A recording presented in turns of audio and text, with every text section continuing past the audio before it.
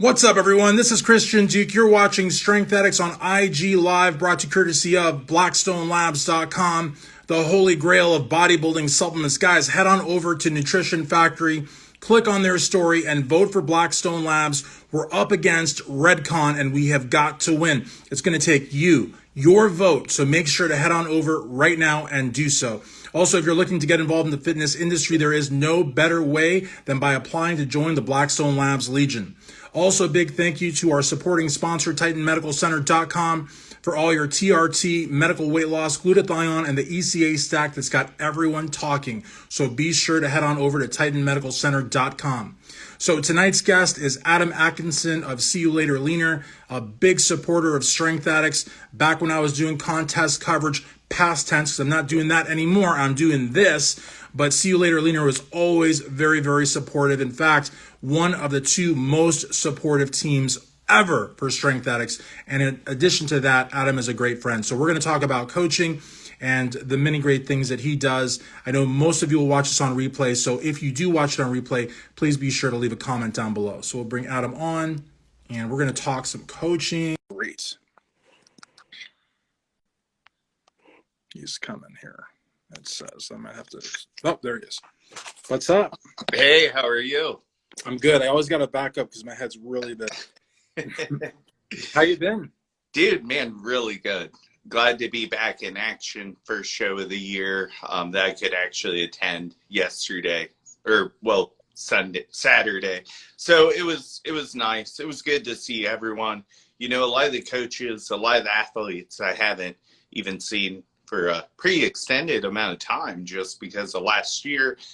You know, it was really good to see a lot of the coaches are still on their feet. They didn't get slammed by the pandemic like a lot of us had feared. I mean, I think everyone took a hit, but, you know, love or hate everyone. Like, honestly, you never wish any ill will on people. So it was just good to see all the people around and that everyone was doing okay. Absolutely, absolutely. And it was good to hear. I've heard a lot of good things about Dave Lieberman's Natural Ohio. A lot of people were real happy. You know, he's always big on his expo. He's big on, got Jay Cutler there, you know, 4-time Mr. Olympia, which is awesome. And I'm really, really happy to hear that everyone on your team did well, as they often do. They always do. And, you know, one thing that I want to talk about was Ohio. You know, Ohio is, I don't want to say it's saturated, but it kind of is in a way. There are so many coaches and good coaches, but See You Later Leaner is always up top. And I'm not just saying that because we're friends or because, you know, you've shown so much support, so much. I really appreciate it for Strength Addicts, but it's a fact. See You Later Leaner is always at the top. Let's talk a little bit about the business side of things. How are you able to do what it is that you do, offer this amazing customer service, be so accessible to your clients at all hours of the day? But it really is you. I know that Fran helps and you have some people that help here and there, but really ultimately at the end of the day, it is you. How do you do that? Yeah, a lot of it comes down to, you know, I have a really great support system. I have a medical director on staff. I have Dr. Joe, who's always in the front end of the newer research out there. So Joe's always helped me stay really cutting edge to what's going on in the industry. He's fishing out research, sending us new research to read. And that's always really important. And then just additionally, like, you are right, like Ohio has some great coaches. I'd like to think that we push each other. You know, when I see somebody have an amazing athlete, like, I need to push my athlete that much harder. And you go to other states and you're just like, there's no one here to even raise the bar to push each other, you know? So those people get a really rude awakening when they go to nationals. But, you know, that's not how it is in Ohio. I mean, we have some really good shows. We have some really good competitors. And so the competitors and coaches alike, I think, really push each other. And those have always been the people who have made me strive to be cutting edge, because I've got to do something different or something better than someone else is doing. So at the end of the day, you know, I think we all push each other in the sport, and that's what really makes the bodybuilding community a community.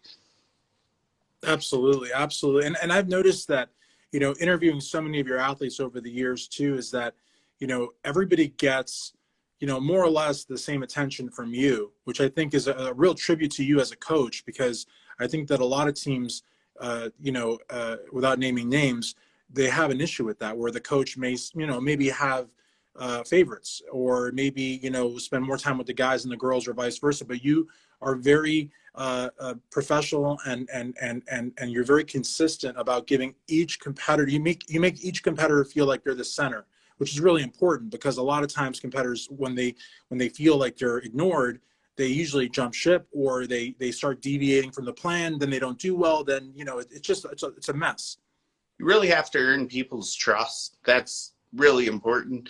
And, additionally, like, I have had clients who maybe said that they wanted more attention, and I just need them to ask. And so I've had my downfalls as well, for sure. So I just need people to reach out and let me know.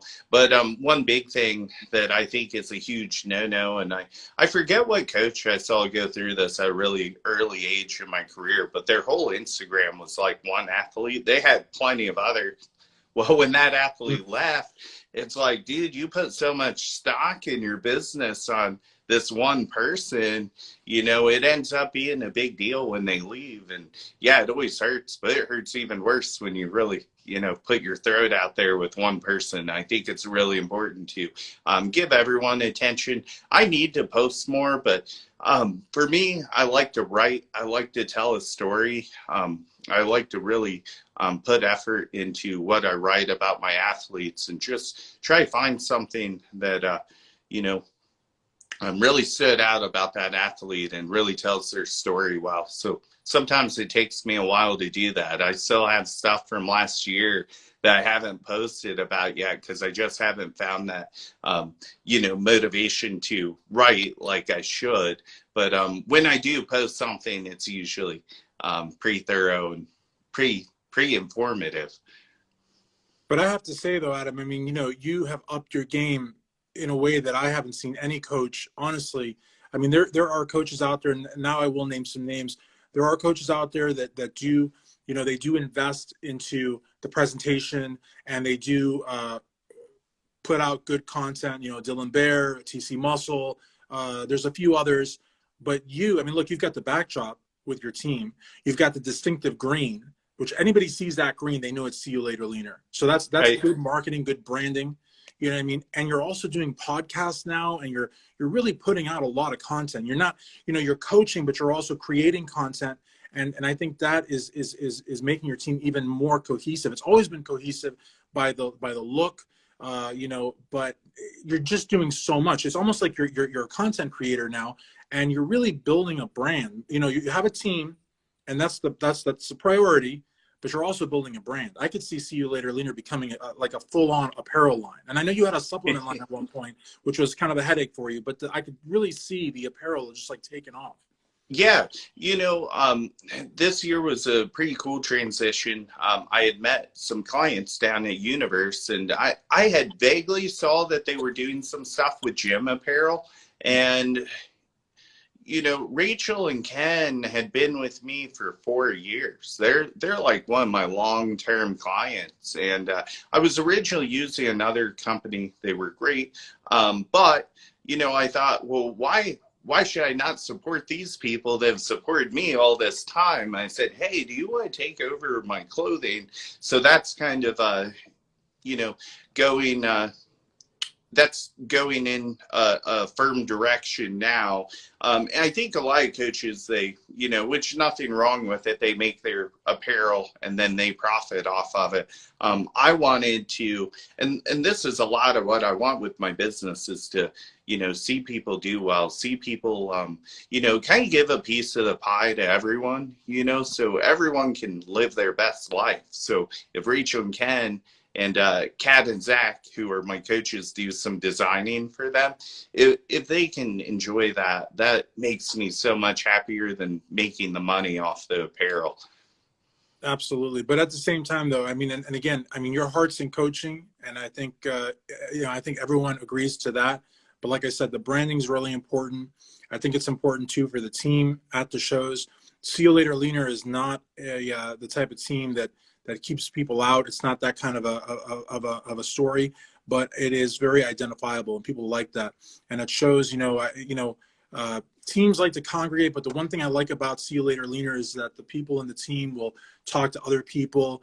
They're outwardly friendly. It's not an insular. It's insular in the good way, but not insular in the bad way, which I think is important. Because other teams, they're it's almost like little gangs, and backstage we don't need any of that. But one thing I did want to ask you, though, that I think is very, very important is your approach to flexible dieting, which I think, if we're going to talk about how See You Later Leaner is separate from the rest, I think you're pretty much the only team that really takes on flexible dieting, if it fits your macros, head on, and have seen great success with it. And also, last thing I'll say is your competitors always seem happy at shows. Other competitors, as I said, they have the death face. Your people never have that.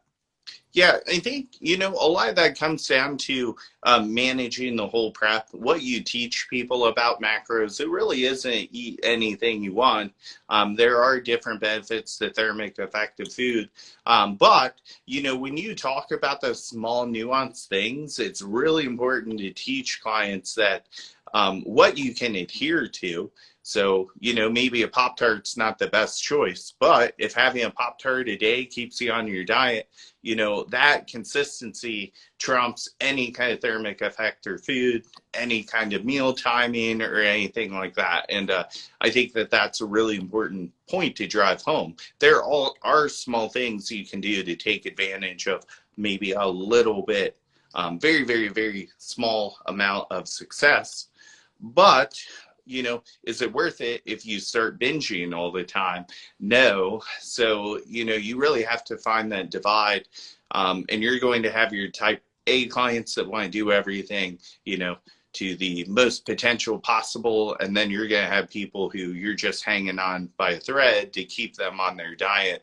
So how you approach that and how you do that is really important. And, lowering calories isn't always the answer. If, somebody still has training wheels on their bike, I'm probably not going to push them down the hill, right? So it really is just meeting people where they are.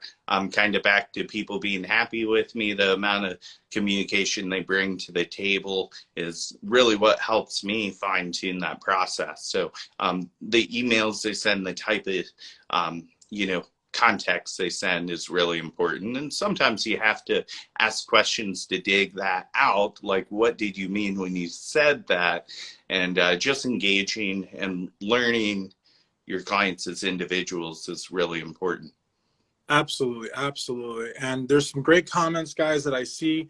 I don't mess around with the comments, just I'm scared I'll mess up the live. But Adam, if you want to scroll up and down, Jessica left a really nice one just a few comments ago about wanting to finish her career alongside See You Later Leaner as part of the team, which I thought was a really cool comment.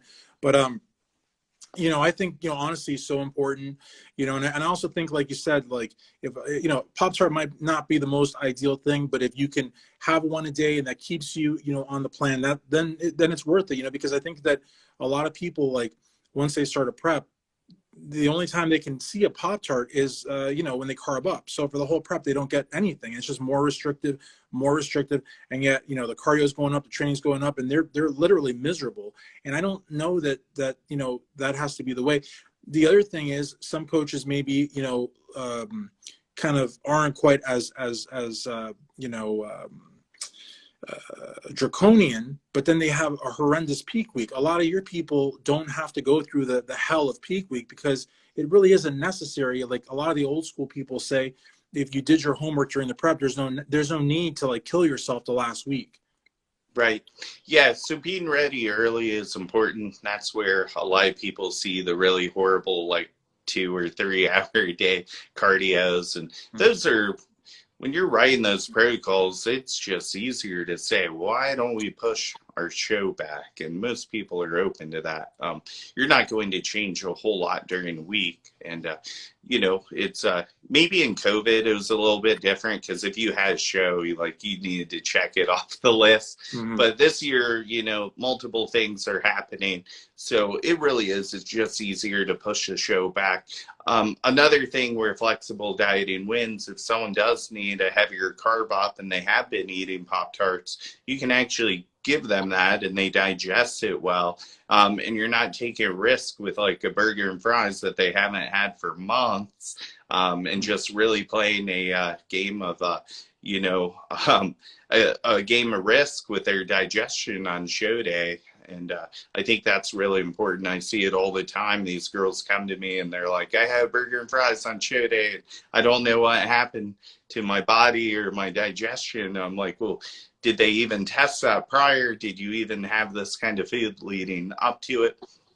And if you're that flat leading into the night before the show, like something was not managed right during your whole peak. Like you could spread those calories out over, you know, if they're peaking Saturday till Saturday, or, you know, sometimes I do a 10-day peak. It just depends if I do think somebody needs more time to load. So it just kind of depends. But yeah, you know, I don't really like doing the full court shots. I like to shoot from the paint with my people. And that's why they enjoy peak week. And it usually ends up in a really predictable, successful outcome.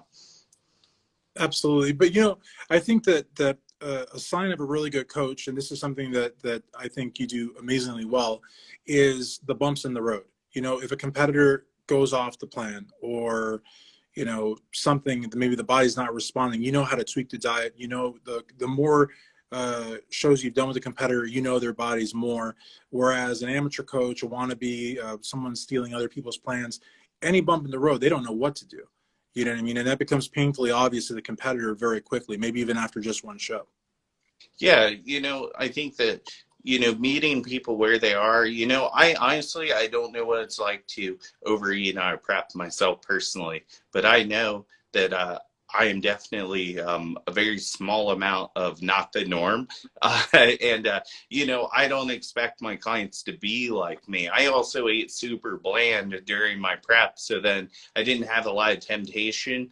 But a lot of people wouldn't do it my way. They want to enjoy their food. Actually, my wife's dieting now, and it's actually funny because she cooks food that tastes great. And I'm like, I don't know how you diet and eat food that tastes that good, because I just want more of it. But if I have a piece of chicken and like 4 rice cakes, I don't really want to eat that all day. So once I have it, I'm kind of done. So, you know, just meeting people where they are, adapting to their missteps, and you know, just encouraging them and making them feel like heck, like you're not any less part of the team just because you mess up on your diet. You know, my people that are messing up on their diet probably train harder than my people who aren't messing up on their diet. You know, everyone has different strengths, and I always say it'd be great if we could like combine each one of my clients' strength and almost create like a fantasy league bodybuilder. But you know, unfortunately we don't get to do that. But where people struggle, there usually is some sort of strength. So, you know, helping people find their strength. So maybe that's a harder training session the next day or something like that, maybe some more cardio. But you always have to make sure they don't feel punished, or you're setting up trends that lead to bad behaviors. So anytime they overeat, they start doing cardio that can go down a very bad mental path. Absolutely. Great comment, by the way, from Becky. She said that flexible dieting changed her whole life and her whole approach, which is really, really cool. And I keep hearing that from people that do flexible dieting correctly, like yourself. Other people don't understand it, you know, and I think they give it a bad name. And I think a lot of other diets, I'm not anti-keto, but I have heard you know, certain big name coaches that swear by keto, and some of their competitors, you know, years down the road are saying that they have metabolic damage. Other people say metabolic damage is a myth. I mean, that's over my head. I don't, you know, get into that. You could, because you know the science. Somebody earlier said it's not, I forget what they said, but they said it was science-based, which it totally is. But, you know, if it's done properly, it could have amazing results, and not only with women, not only with men, but both. You know, because there's a bit misconception. I don't know if it's put out there by your competition or not. I don't know, that you only prep women, and that's complete hogwash, because I know for a fact that you've prepped guys and they've done really, really well. So you also, another misconception is that you only prep natural athletes. I know that you prep both, and they both do well with you. So again, I think that, again, I don't know who's putting this out there, I hope it's not your competition, but I will say that you're very, very good. And I've been at shows where you've brought 40 competitors. So, and they're all top notch. Yeah, it's interesting to just kind of hear, through the grapevine. But I seem, received well in the industry, which is good, and I definitely appreciate that. There is a lot of, talk about metabolic damage again. Me and Joe covered this. Oh my God, I want to say like 12 years ago, but starting to hit the hot seat again because now we're learning how much hormonal suppression there is in prep. And as we've done more lab work, more of this is coming to the surface. Well, are we damaged? Are these hormones going to get back to optimal levels? And they will. So when people say damage, that's just a real game, like name blame, like tactic for girls who just can't diet post show or can't diet post. Well, I'll say guys do it too. They just play the blame game. I'm broken. It's my coach's fault that I'm 40 pounds over my stage weight, or I'm not happy with where I'm at. What truly happens is suppression. So your metabolism suppresses when you're, 20 pounds lighter. Every step you take is less demanding on your body. Your heart beats slower. You don't even have to breathe as hard. Well, when you're done dieting, guess what? If you eat more than what your genetic capacity allows, you're going to gain body fat and you're going to gain it very quickly. So you have to reverse and, build calories up slowly. For females and males, it's really important to get blood work done to see what's happening hormonally in your body. Just because you reverse doesn't mean that all those adaptations have happened. But when people talk about damage, like let's go back to the Ice Age where there was hardly any food at all. Like there was no damage then, like people made it through that. And another new thing I'm hearing is, difficult pregnancies and stuff like that because of competing. Well, like statistically, like 3 in 10 have a hard time conceiving. And these are people who haven't even competed before. So is there an adaptation that might make pregnancy harder? Initially, but you do need to reverse and you do need to put on enough body fat to be healthy enough to have a baby. This is why we survived the Ice Age, is because, women couldn't get pregnant when food was so minimal. So it was very important to give them enough food to keep society going. And, if you go through teepees and campfires, like those ages, same thing, and we survived those ages. So when people talk about damage, like just look at history. We have a really long, sad history of what happens if you don't eat enough, if you look close enough. Absolutely. No, absolutely. And that goes back to also another thing we had talked about too, with coaches that don't know what they're doing. I've seen, I'm sure you've heard of this as well, but that they will diet a woman the same way as a man. And that's, you really can't do that, and physiologically can't do that, but they do it anyways. But one thing that I would like to talk about, maybe like the last thing, and I would like to do another one of these, but you and I both know the attention span, nothing against the people watching, but on replay is, you could be like telling folks how to get rich quick, literally. And it's like, certain, but it would be, and again, everybody's going to think that we're talking about them because this is something that happens a lot. But I would like if you could give competitors, but also fellow coaches, just some general advice. I guess more so to competitors. Like if you hire a coach, right, you should listen to that person, that one and only person when it comes to your prep, when it comes to your training, when it comes to your supplementation. But so often it happens that there's like external voices, people saying, oh, well, you should be allowed to have 100 grams more carbs, or you should be allowed to have one extra meal, or your metabolism is so amazing that you can get away with this, you can get away with that. And for some reason, and this is not any isolated case, this is not any particular person, this is just me over the course of doing so many interviews and talking to so many athletes that have actually like literally jeopardized an entire prep because they were listening to different people instead of only their coach. What can you speak to that? Yeah, you have to. The coach has to earn your trust first and foremost. It's really important for the client to ask the questions that they feel like they're not getting in that type of situation. I've had that happen to me. I've seen it happen to a really good coach friend of mine a week out from North Americans, where a new coach took her on and she got her pro card. And I thought, well, how bad could he have been doing for prep for her to leave him a week out and she go pro? So trust has to be given. Also, too, there's too much like follow your heart bullshit out there. And like, let me explain what I mean. Like, people are like, well, I followed my heart. I'm like, well, stop doing that, because your heart doesn't give you like any kind of personality. Your brain is who makes you who you are. So stop freaking following your heart. Follow your mind. Think about things. Ask questions. Start thinking about, well, why do I want to go to so-and-so for this information? Stop following your heart. Start following your mind. That's what makes you a unique individual. And start asking questions. And I think that is so important, because people just follow this, and like, honestly, this is linked to feeling a whole lot of anxiety for a lot of people. So it's a horrible place to make decisions from. So make decisions from here, and start thinking more than feeling. No, absolutely. And I couldn't agree more, because again, there's a lot of people out there, and we could there's so many different ways, places we can go with this. There's some coaches poach. Some coaches, will give a compliment, but there's more to the compliment than that. Sometimes that comes along with second guessing the coach.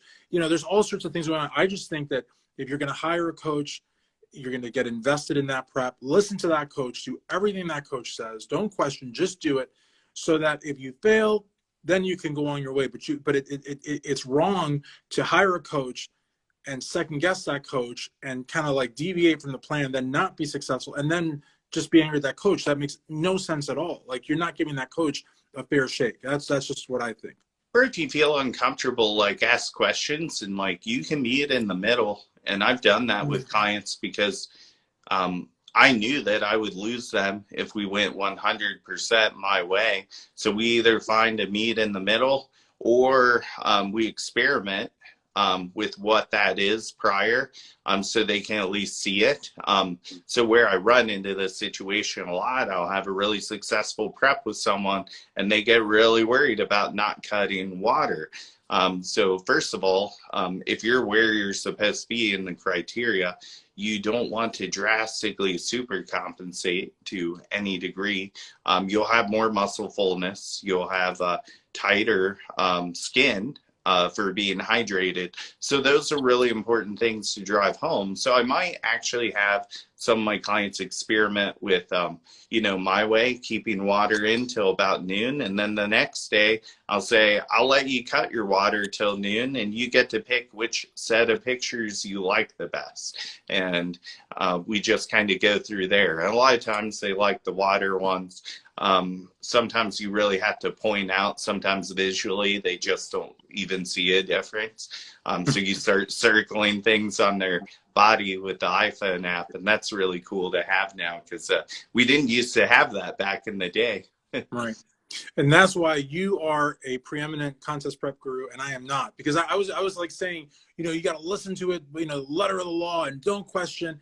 But you're right. I mean, like, by you saying, maybe we can meet halfway, maybe, experiment, look at, your physique your way, then look at it my way. It's like what a lot of the comments have been saying is the fact that you are so scientific, where others are not. And this is not about putting others down and propping you up, but it's just a fact. You are very scientific. You have medical directors. You have RDs. I mean, it's a completely night and day, where honestly, I really feel like there's See You Later Leaner. There's another team I'm thinking of in Ohio, but besides that, RDs and medical directors, nobody has those. But you don't hang your hat just on that. You also are willing to, as you said, meet halfway. You're willing to let them experiment their way and your way, and even to the point of circling individual body parts to show them, if because sometimes they can't see. So I I've always said this, that your customer service is like top notch. And the fact that you have this communication with your athletes, of course, builds trust, which, as you said, that's the most important thing. Thank you so much. Definitely means a lot. And yeah, it's never a game of I'm right, you're wrong. It's just cohesively bringing that client to stage their best, and then also in a fashion that we're all comfortable with. Absolutely. Yeah, you're awesome. I love you. And again, thank you so much for all your support. I'm no longer doing contest coverage, but the years that I did it, see you later, Leaner, always have my back. And I hope that we can do this again here shortly, maybe in a few months, because there's a lot of topics I want to talk to you about, especially wellness, which is just blowing up everywhere. And I'd love to get your feedback on that. Maybe we could do a show on that at some point, or you could have me on yours or anything. But I think the world of you, Adam, and I think anybody that works with you is going to have just a great, great run. And hopefully they never leave you. I know, like Natasha, I don't think has ever left your side, and she thinks the world of you. And she's going to be a mom, which is so cool. I wondered if you saw that. That was I did. Really one of my really like major exciting points as a coach. I mean, I'm not having kids myself personally at any time soon, so like that hits home because that's as close as I get is helping a client, have a healthy enough hormone profile to conceive. And it's really cool that she trusts me to be along her side and my medical team to help her through that. That's awesome. That's awesome. I think the world of her, of you, your team. Your wife's awesome. I've met her a few times. She's really, really cool. And I just think everybody. I mean, Fran's awesome. There's another example of somebody, who has worked with you for a long time, loyal to you, great for the team. I mean, just awesome people all around. So again, I really want to thank you for doing this, Adam. It really means the world to me. Absolutely. Thank you for having me. Awesome. Thank you so much. For Adam Atkinson, Christian Duke, StrengthAddicts.com. Thanks, brother.